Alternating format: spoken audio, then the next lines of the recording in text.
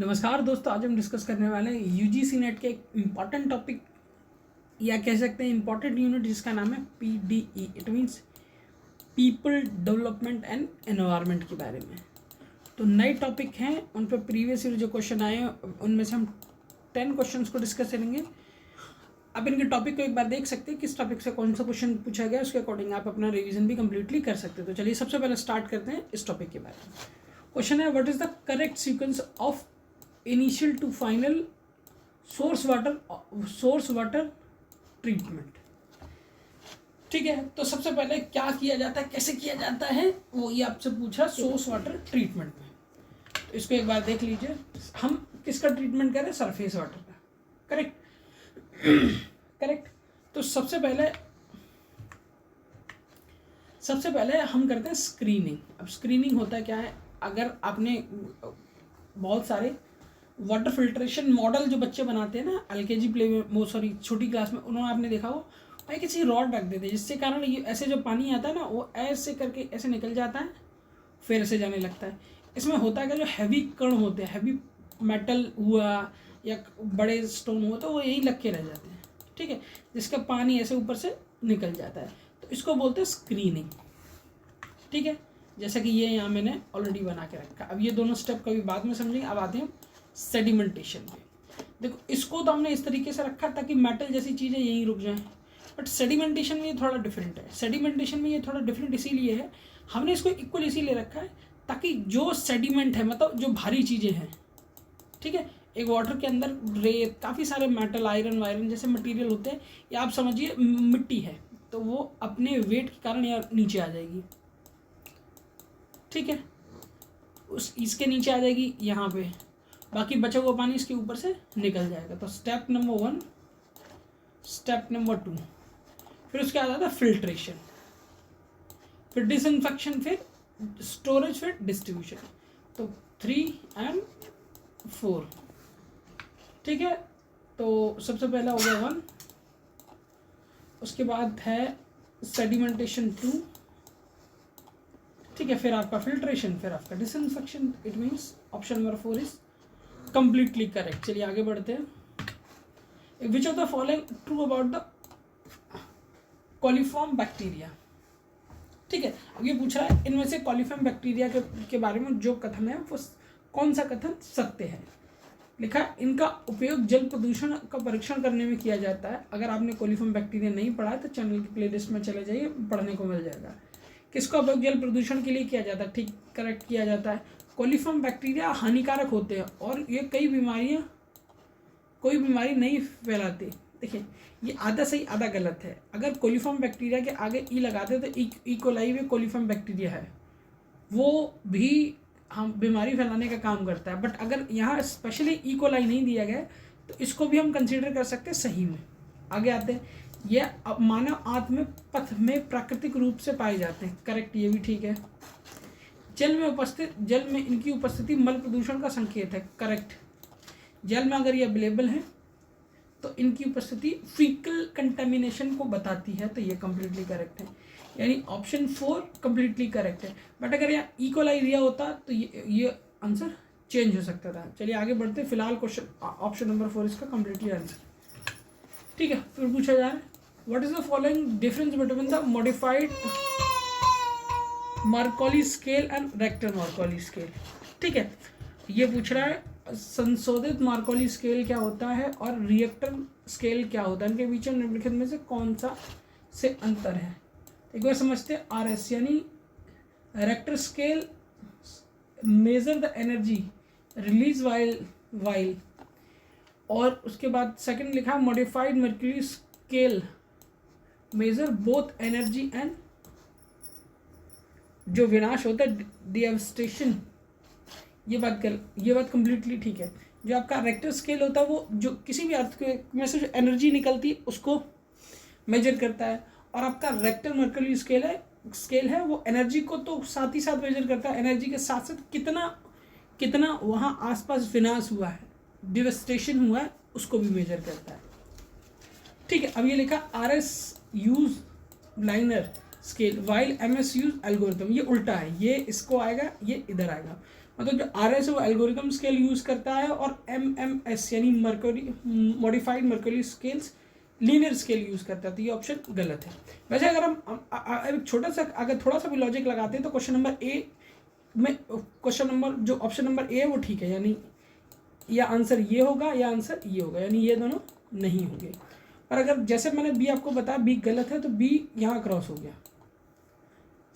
Sorry B यहाँ cross हो गया, तो यानी अब हमारे पास ऑप्शन क्या बचा सी। तो यहाँ सी लगा के आप आगे बढ़ सकते हो, और सी इसका डेफिनेटली करेक्ट, सॉरी सी इसका डेफिनेटली करेक्ट आंसर है। चलिए आगे बढ़ते हैं। लिखा है increase the ratio of resultful uranium 235 in the nature uranium is known as enrichment. आगे बढ़ते हैं। लिखा है for disaster management following process must be updated.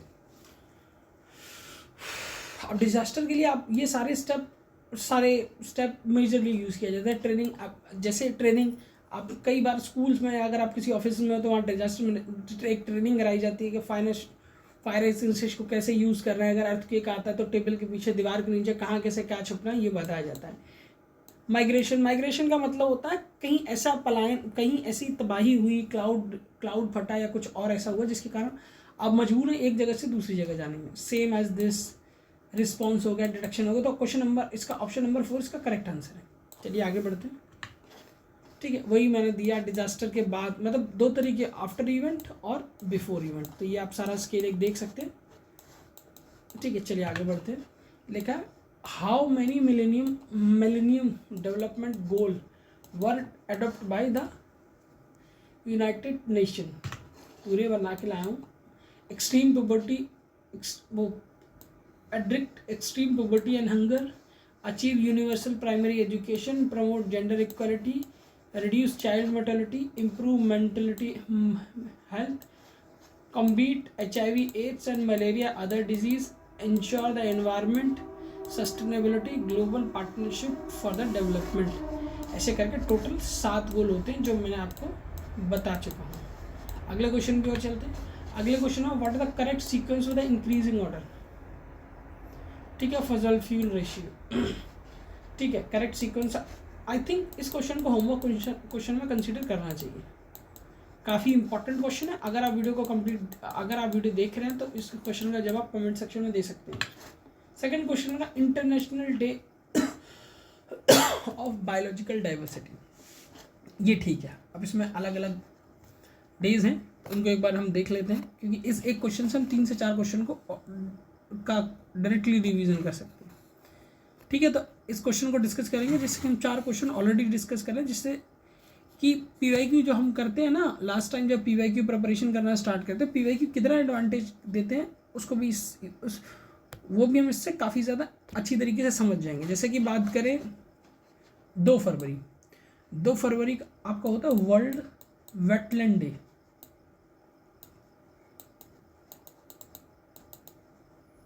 ठीक है, ये वर्ल्ड वेटलैंड डे होगा।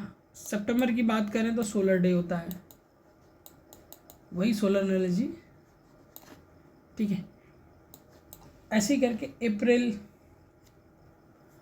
और मई, हमारा करेक्ट आंसर यहाँ मई है। तो चलिए आगे बढ़ते हैं। Which of the following are the sink of atmosphere carbon dioxide. पहले तो ये एक वर्ड समझिए, उसके बाद हम आगे बढ़ते हैं। सिंक का मतलब होता है, जब भी हम हमारे घर पे भी सिंक लगा होता है, सिंक का मतलब होता है वेस्टेज ऑफ वाटर को जिसमें हम डालते हैं। उसी तरीके से ये सिंक पूछा है, ऐसी कौन सी चीज़ है wastage of water, wastage of carbon dioxide को अपने एक सिंक करती है, मतलब इकट्ठा करती है। वेटलैंड्स करेक्ट है, ओशंस करेक्ट है, सोइल करेक्ट है। बट इसको देख के आपको थोड़ा सा कन्फ्यूजन लग रहा होगा, एलिफेंट। कभी कभी इसमें एक अजीब से क्वेश्चन पूछ लिए जाते हैं जिनका इनडायरेक्टली कोई कनेक्शन नहीं होता, डायरेक्टली कनेक्शन होता है। एक आपको टीचिंग एप्टीट्यूड में क्वेश्चन देखने मिलेगा, मतलब पेड़ पौधों को किस तरीके से नुकसान नहीं पहुंचाया जा सकता है। उसमें से आपको एक उसमें से ऑप्शन था उसमें ऑनलाइन। अब जब मैंने थोड़ा फाइंड आउट किया तो मुझे पता चला ऑनलाइन का मतलब ये होता है कि अगर आप ऑनलाइन काम करोगे तो आप ऑफिस नहीं जाओगे तो कार का इस्तेमाल नहीं करोगे तो आप कार्बन डाइऑक्साइड रिलीज नहीं करो, मतलब पोल्यूशन नहीं क्रिएट करोगे जिससे पेड़ पौधे अच्छी तरीके से स्वच्छ रहेंगे। उसी तरीके से ये जो सिंक में कार्बन डाइऑक्साइड एटमॉस्फेयर में एलिफेंट डायरेक्टली इन्वॉल्व नहीं होते, ये इनडायरेक्टली इन्वॉल्व होते हैं। इनको फॉरेस्ट इंजीनियर भी कहा जाता है। ये एक अलग तरीके की फंक्शनलिटी करते हैं जिससे कि वहाँ जो आसपास जो सीड्स ये फैलाते हैं उनके पेड़ को ग्रो होने के चांसेस ज़्यादा होते हैं, इसीलिए इनका ज़्यादा यूज़ किया जाता है, इसीलिए इनको बार बार यहाँ पूछा गया। तो डी करेक्ट। ये भी आपका आप चाहे तो कर सकते हैं। अब इसको ऐसे देख लीजिए एक बार, ठीक है। अब ये जो देखा है, ये जो सोलर पैनल है, हम इनको बोलते हैं एरे। अब एरे के बाद ये दूसरा, अब ये जो मैं ब्रैकेट से बना रहा हूँ इनको बोलते हैं सोलर सेल, और कई सारे सोलर सेल आपस में मिलकर बनाते हैं मॉड्यूल, ठीक है। तो सबसे पहले आएगा array solar cell, B C, देखिए किसमें सॉरी मॉड्यूल बी ए, ये आपका करेक्ट आंसर है, ठीक है। तो आई थिंक हमने 10 क्वेश्चन डिस्कस किए हैं जो पिछली बार भी पूछे गए थे। तो आप इन सारे क्वेश्चंस को अब एक बार करिए, करने के साथ साथ आप टॉपिक भी देखिए, आप जो टॉपिक इसमें मोस्टली पूछेगा उनका रिवीजन करिए।